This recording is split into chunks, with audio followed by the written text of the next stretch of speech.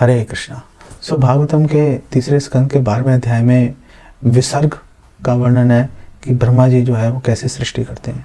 तो उस चर्चा के दौरान जो है ये बताया गया कि किस प्रकार ब्रह्मा जी ने सृष्टि की थी। उनकी एक पुत्री थी वाक, और ब्रह्मा जी उसके प्रति आकर्षित हो गए थे, जबकि वाक का अपने पिता में ब्रह्मा में कोई उनकी रुचि नहीं थी। तो ये बात जो है बहुत ही शिक्षाप्रद बात है, और यहाँ पर हम लोगों को बहुत सारी शिक्षाएं मिलती हैं। पहली बात तो यह है, श्रील प्रभुपाद एक्सप्लेन कर रहे हैं, बलवान इंद्रिया ग्रामो विद्वांसम अपि कर्षति। भागवत में बताया गया 9:19-17 में कि जो इंद्रियां हैं ये विद्वान व्यक्ति का, ब्रह्मा जी से बड़ा विद्वान कौन है? 4 वेदों के ज्ञाता है वो। तो ब्रह्मा जी भी जिससे आकर्षित हो गए, जिससे प्रभावित हो गए काम वासना से, इंद्रिय तृप्ति की भावना से, वो उससे निश्चित रूप से सभी भक्तों को, सभी लोगों को सावधान रहने की आवश्यकता है। ये बड़ी महत्वपूर्ण बात है। और हर व्यक्ति को, पुरुष को भी और स्त्री को भी, दोनों को जो है इंद्रिय तृप्ति की भावना से, जो ऑपोजिट सेक्स है उसके साथ में ज़्यादा उसका संग करने से बचना चाहिए। जितना काम हो उतना ही संग करेंगे तो ठीक है, ज़्यादा करने से परेशानी आ सकती है।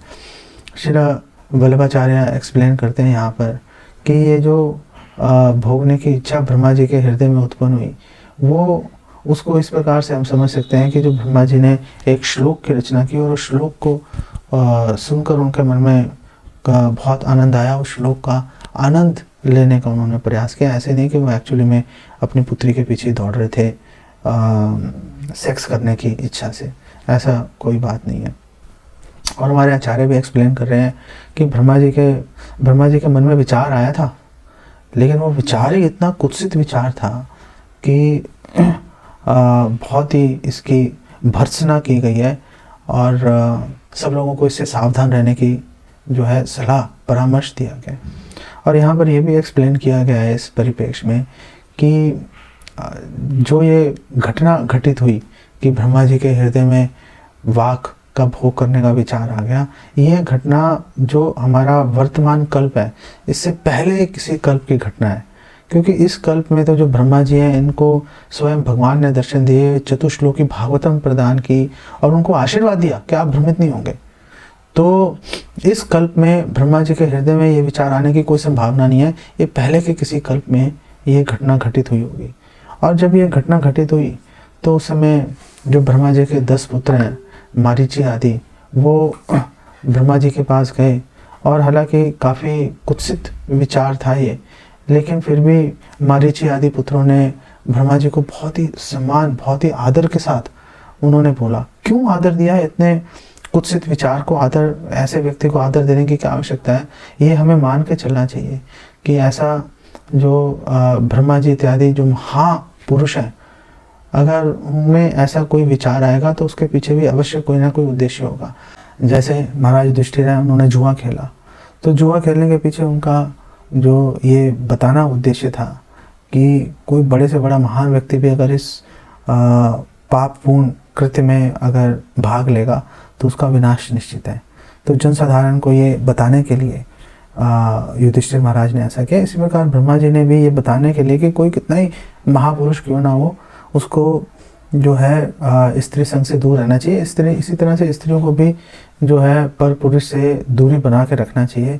ज़बरदस्ती जाकर फ्री मिक्सिंग जो है वो काफ़ी घातक बेसिकली बन जाती है। तो ब्रह्मा जी के पुत्रों ने बहुत ही आदर और सम्मान के साथ वो गए ब्रह्मा जी के पास। उनको बोला कि मतलब ऐसा आज तक पूर्व काल में कभी हुआ ऐसा नहीं, कभी आज तक, ना ही आगे जाकर कभी ऐसा होगा। तो आप इतने महान व्यक्ति हो, आप मतलब महापुरुष हो, आपके मन में ये इच्छा आखिर आ कैसे गई? और यद्यपि आपका इसके पीछे कुछ उद्देश्य होगा, समझ लिया बात को, हमने तो समझ लिया, लेकिन फिर भी आपको ये शोभा नहीं देता ऐसा आचरण। क्यों शोभा नहीं दे रहा? क्योंकि ब्रह्मा जी महापुरुष हैं, लोग ब्रह्मा जी का अनुसरण कर रहे हैं, ब्रह्मा जी की लोग देख रहे हैं ब्रह्मा जी क्या कार्य कर रहे हैं, और उसके अनुसार वो लोग भी ऐसा आचरण करेंगे। यदि आचरति श्रेष्ठ तत्तद एवेतरो जना। सो यत् प्रमाणम कुरुते लोकस्तद अनुवर्तते। भगवद गीता में भगवान कृष्ण कह रहे हैं कि लोग जो है, महान लोगों का, जनसाधारण जो है वो उनकी नकल करते हैं, उनका आचरण करते हैं। तो लोगों की भलाई के लिए मरीचि आदि जो पुत्र हैं उन्होंने ब्रह्मा जी को कहा कि आपको ये बात जो है, ऐसा आचरण आपको शोभा नहीं देता। ब्रह्मा जी बहुत ही उनके हृदय में ग्लानि का उन्होंने अनुभव किया और उस ग्लानि के चलते ब्रह्मा जी ने अपना शरीर त्याग कर दिया।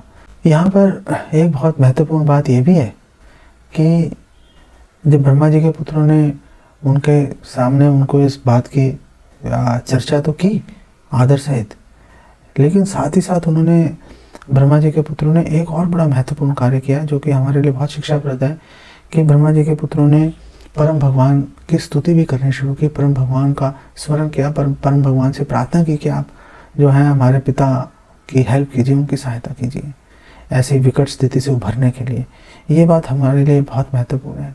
जब भी हम किसी वरिष्ठ वैष्णव को गलत आचरण करते देखें, सबसे पहले हमें उनसे बदतमीज़ी नहीं करनी चाहिए और हमें बहुत आदर सम्मान के साथ उनसे हमें इस विषय में चर्चा करनी चाहिए और साथ ही साथ परम भगवान से प्रार्थना भी करनी चाहिए। जैसे मारीची आदि जो ब्रह्मा जी के 10 पुत्र हैं, उन्होंने अपने आचरण से दिखाया कि साथ ही साथ भगवान से प्रार्थना करो कि हे भगवान, आप प्लीज़ हमारे जो ये वैष्णव है, वरिष्ठ वैष्णव है, इनका थोड़ा आचरण में प्रॉब्लम आ गई है, आप प्लीज़ हेल्प कीजिए कि ये इस बुरी आदत से ऊपर उठ सकें और आपकी सेवा में पहले से भी अधिक उत्साह के साथ में संलग्न हो सकें।